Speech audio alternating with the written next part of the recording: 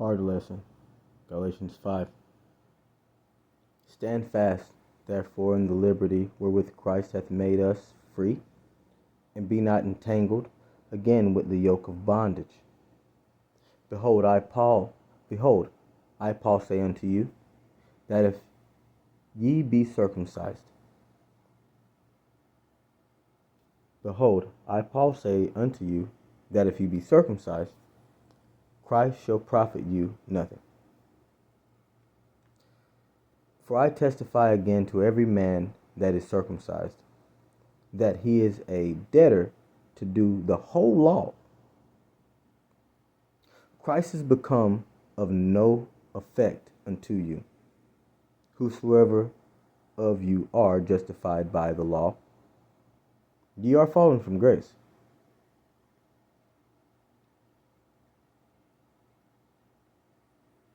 It was always a hard lesson, I guess.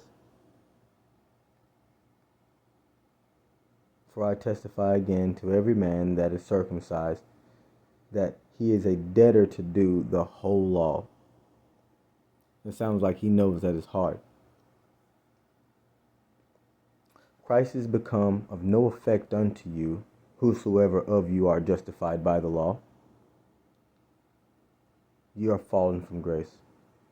Then he says it. Those upright, high-minded, following the law to a T. I don't know if he's taking a shot. I don't know. You are fallen from grace is the end. For we, through the Spirit, wait for the hope of righteousness by faith. For we, through the Spirit, wait for the hope of righteousness by faith. It sounds like, I don't know. For in Jesus Christ, neither circumcision availeth anything, nor uncircumcision. For in Jesus Christ, neither circumcision, which you've done it by the law, nor uncircumcision availeth anything. But faith which worketh love by love. But faith which worketh by love. But faith which worketh by love. Now he said that avails something.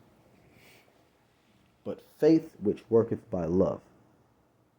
For in Jesus Christ neither circumcision availeth anything, nor uncircumcision, but faith which worketh by love.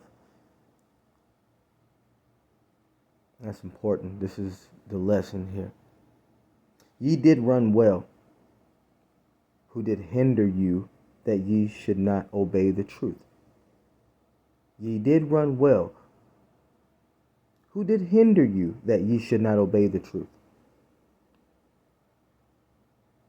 I don't know who he's talking about. I never ran well. Maybe he was talking about some do-gooders at some point.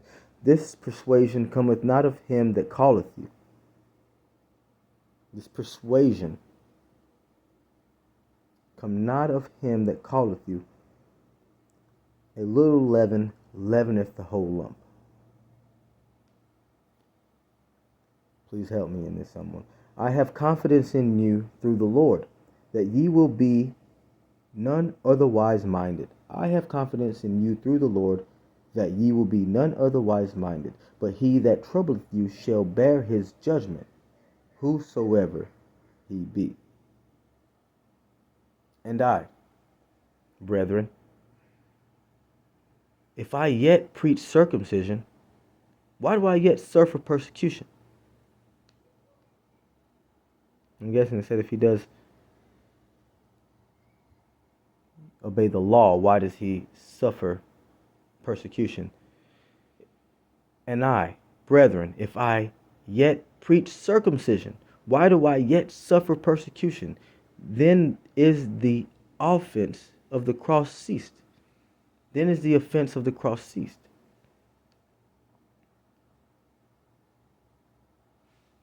Please help me. I would they were even cut off which trouble you. For, brethren, ye have been called unto liberty, freedom. For, brethren, ye have been called unto liberty. Only use not liberty for an occasion to the flesh, but by love serve one another. Now that is a tough saying. We have liberty, but he's not saying to use that liberty, that freedom from the law, from the persecution thereof, to use the law for the flesh, for things that will help you bodily.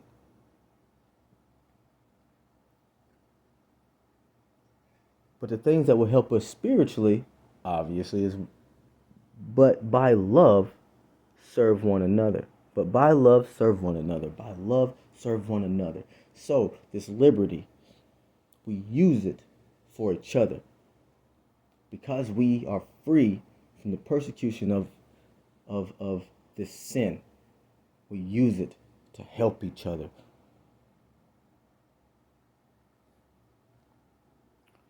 For all the law was fulfilled in one word, even in this, thou shalt love thy neighbor as thyself. Now you love yourself. Even if you say you hate yourself sometimes, you still stand in front of the mirror, as I do. We brush our teeth. I pull back my hair. I batch my clothes. I like the boots I have on today.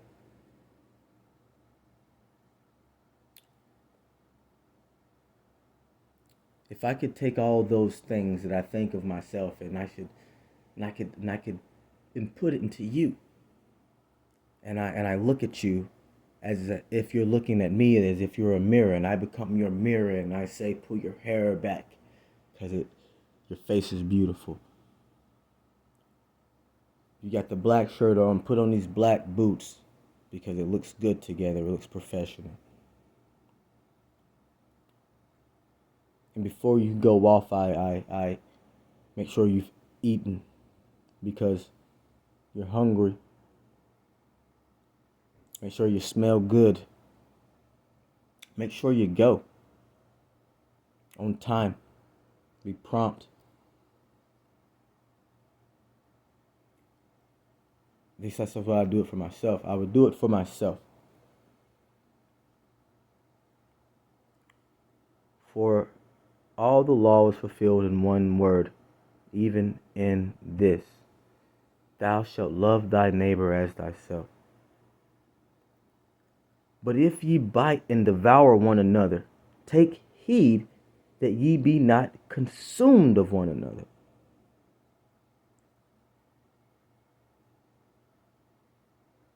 But if ye bite and devour one another, take heed that ye be not consumed of one another. Don't eat each other. But if ye bite and devour each other, and he's not saying there's wrong here, because he understands arguments will come. He understands there are disagreements. He understands there are different sides. But he warns us against consuming each other, against devouring each other completely and entirely.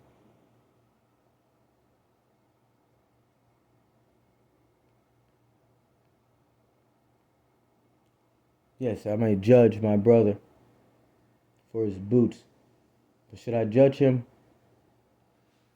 amongst others who are not his brother, as I think myself am to him? If I call him my brother and these others call him not my brother, why bring my brother before the eyes of others who would treat him as I do not? Will that not anger me also, in an extent? In the long run, that could possibly harm myself by devouring my brother, by breaking him to his finishing point.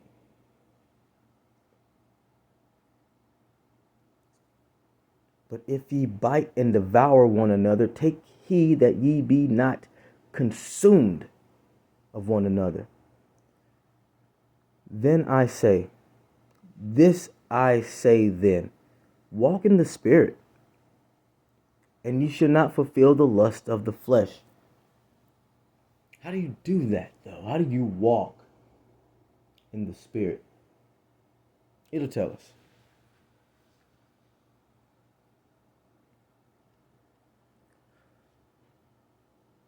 For the flesh lusteth against the spirit.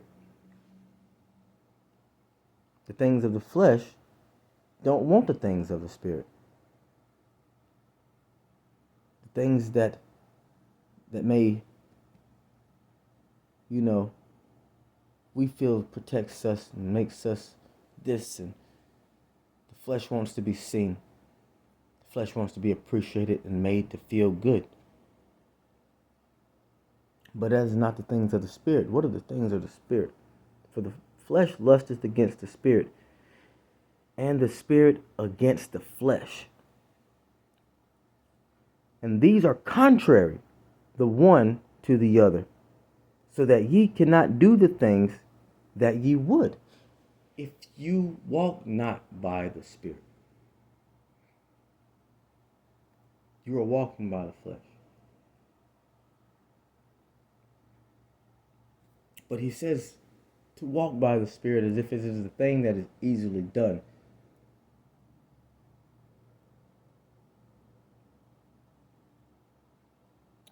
He's saying that you could stop right now living for your desires, for your fear, for your outcome in life. What will put you there?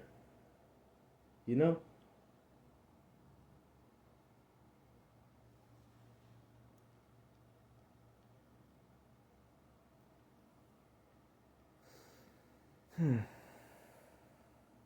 Because it did say,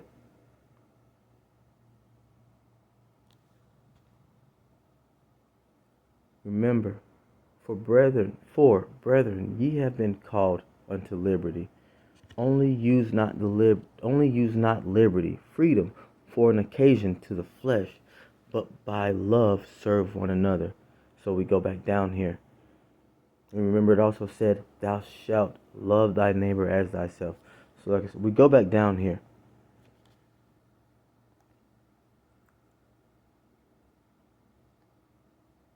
For the flesh lusteth against the spirit. The spirit is more concerned with your brother. It wants you to be more concerned. It's concerned with you, but it wants you to be more concerned with your brother. Who is your brother? What if I was your brother? What if the Spirit was your brother?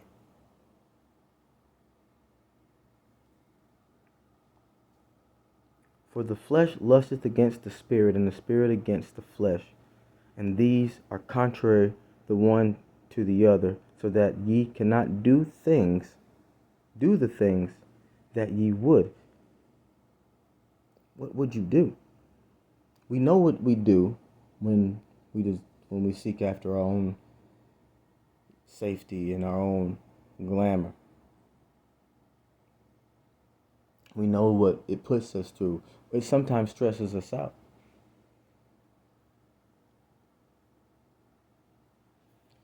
Only from another can we get that glorification, right?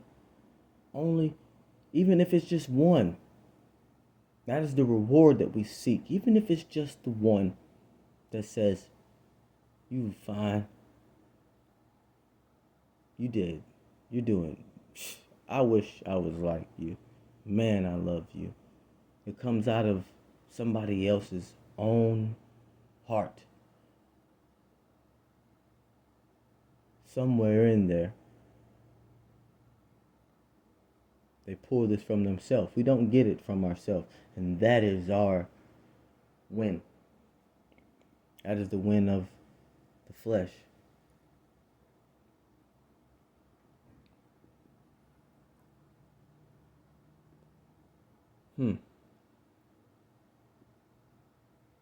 That makes me wonder. So, if I'm the one receiving the compliment, is the one giving the compliment, is he doing more by the Spirit?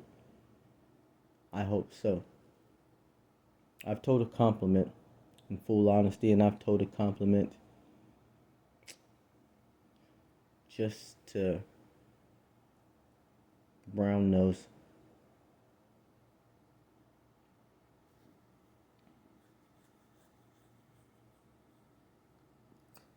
But if ye be led of the Spirit, ye are not under the law.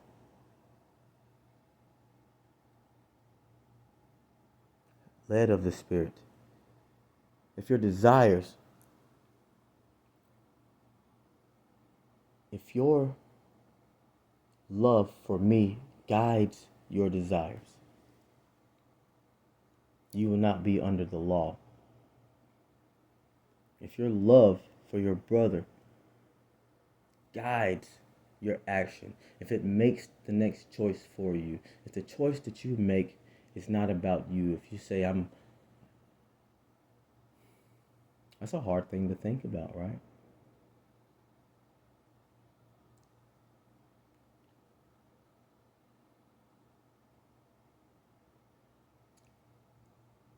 Instead of reaching and dressing myself when I wake up, my mind's on you. My brother. Because you told me you were sick. So I wanted to go here, but I'm coming to you. Because you told me you were lonely. You told me a story and it sounded crazy. I don't know whether I should believe it.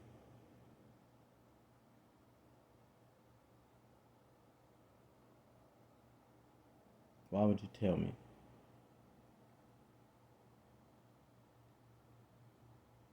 Why would I say that if I was you? What would I do? Would I love myself and look into it? Or would I deny myself and keep silent about it?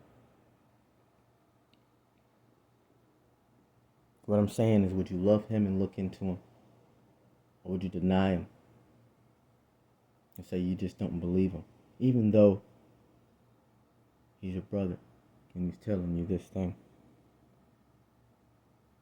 But if you be led of the Spirit, ye are not under the law. And remember that law, there's that persecution.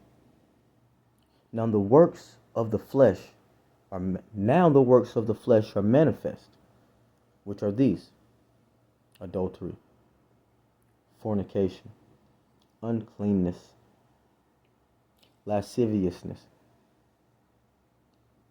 like glamour, idolatry.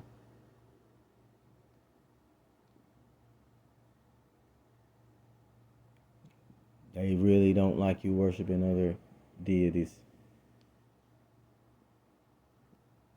Witchcraft, hatred, variance, like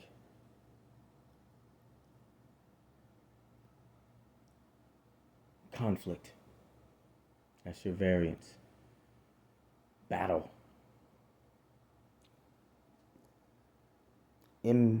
Emulations.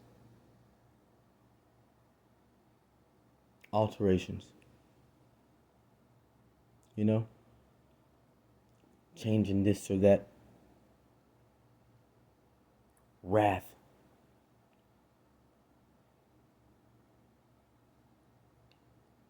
Strife. Seditions.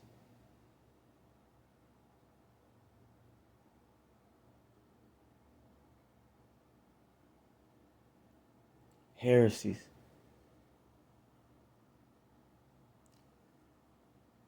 Like taking standpoints on whatever your view is to bash another. Envyings. Murders. Drunkenness.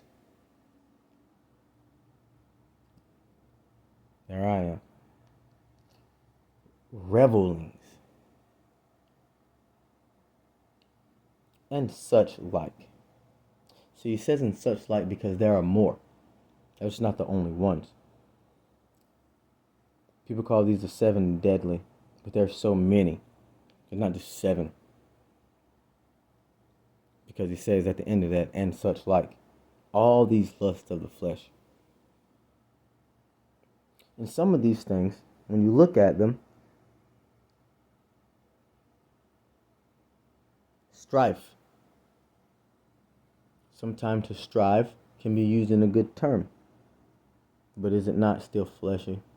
And he's reaching a point here. This is how serious it is. That to some, it may be even to the smallest point that could be destroying you.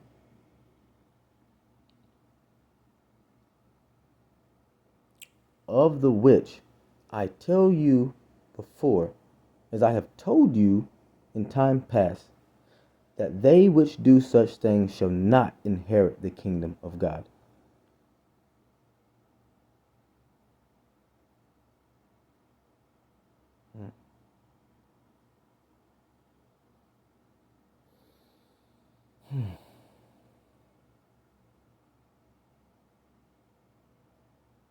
Was he talking about all these things? I really hope not. Because I really would like to inherit the kingdom of God.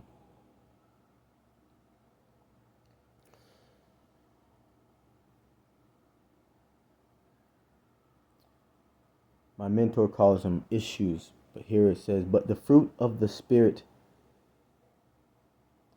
what springs forth, what he meant by the issues, what issues forth, what comes out of, is love, joy, peace, long suffering, gentleness, goodness, faith, meekness, as in humility, a softness, temperance, as meaning slow to anger, slow to lash out, to challenge, more thinking.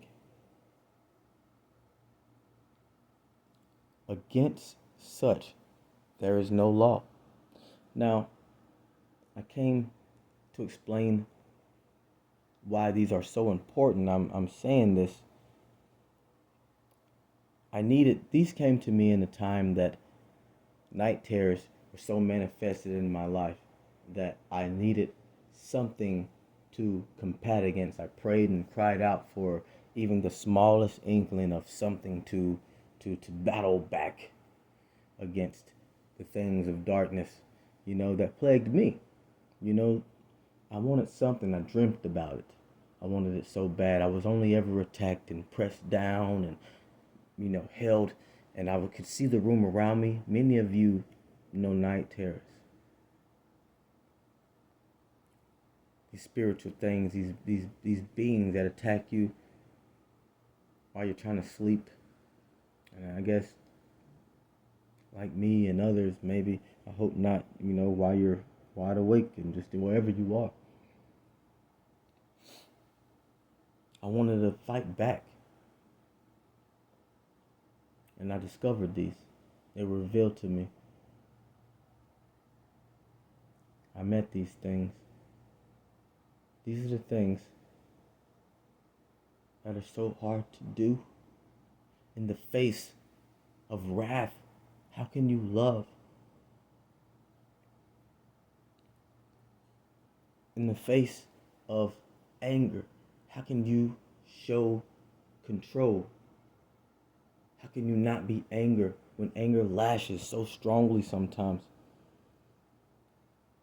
When you yourself are suffering because you are trying to be patient, how can you suffer so long to bring someone out of their suffering? Many would tell you, don't let them bring you down with their stuff. So you go for only a certain time, and then we draw a line on our long suffering. Because when it comes to hurting us, that is when it's too much. That is when the flesh says, mm-mm. And then we teach this. This has been taught. That your sanity, your happiness is pedestal to a certain point, and then no more. But is that what God's going to stand behind? Is he going to understand that I would have stayed with my brother while he was sick, but if I didn't go to work, if I didn't answer that phone call, if I didn't get it when I could, I might have missed it. What if I missed it and then I would be just like him? Is that what you want, God?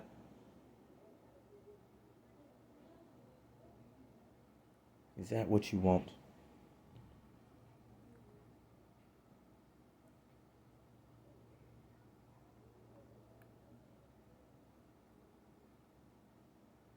But the foolish things of this world God has chosen.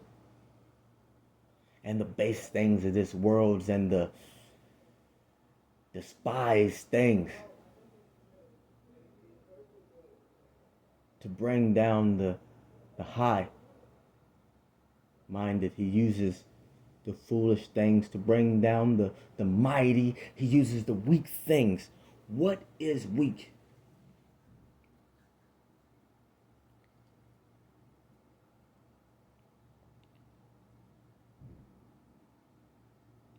Meekness is to be humble. Humble comes from another word, or is the and root word, a root word to another word, humility, which also can be said humiliation.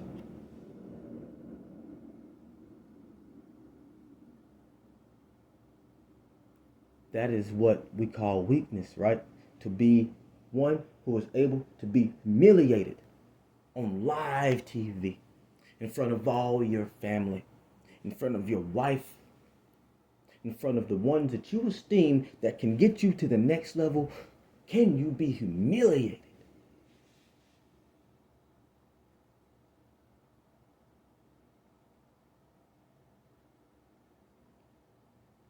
It makes me wonder, are we born chosen? Or are we chosen when we are meek and foolish and base and weak and despised?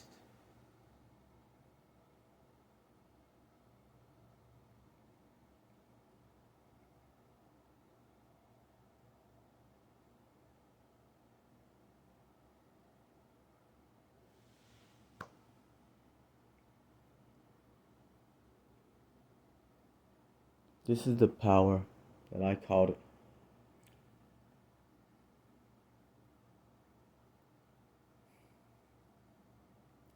Nothing. We pray for it, but can it be fulfilled if we don't actually believe in it, if we don't stand in His word? It is hard to stand weak in the face of danger when you feel like you can win, when you feel like if you can only fight back. It is hard to be joyful when your world is falling apart. It's hard to laugh when only thing you do is feel like crying.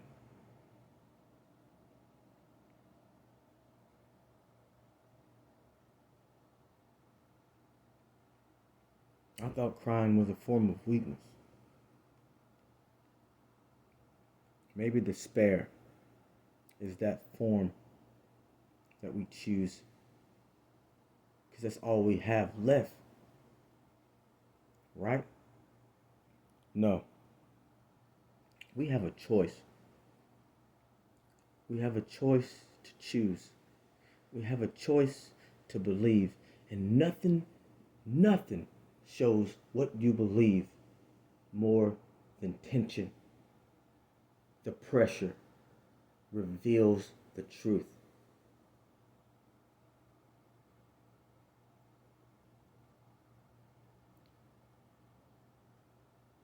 Reproach will reveal you.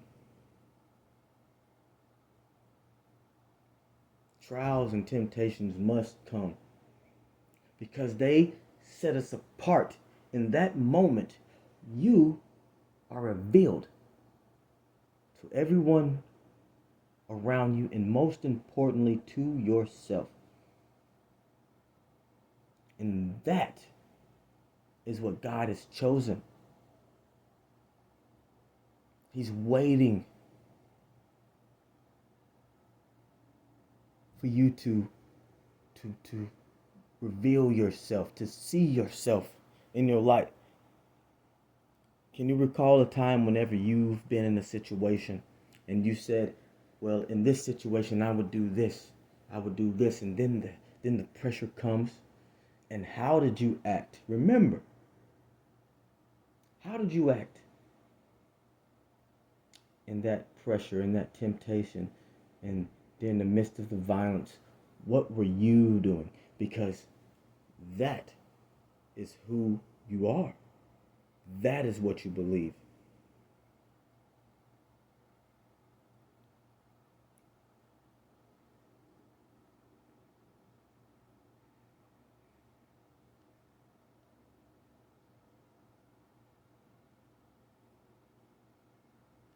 And they that are Christ have crucified the flesh with the affections and lust. Hung them up. Nailed them to wood to be displayed. If we live in the Spirit, let us also walk in the Spirit. Let us not be desirous of vain glory, provoking one another, envying one another. And that is the very truth.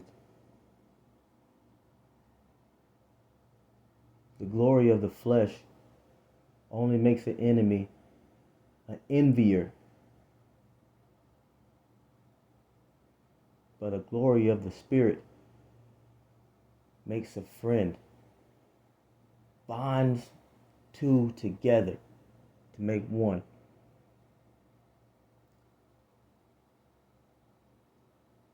What if I told you that if I helped you in spite of, you would love me forever? And then it happened. What would you call me, a prophet? And what if I never helped you at all? Such strong words would never even begin to open in your heart. I would become a non-thing inside your mind. You would forget me completely, and there would be no bond. We would not be brothers.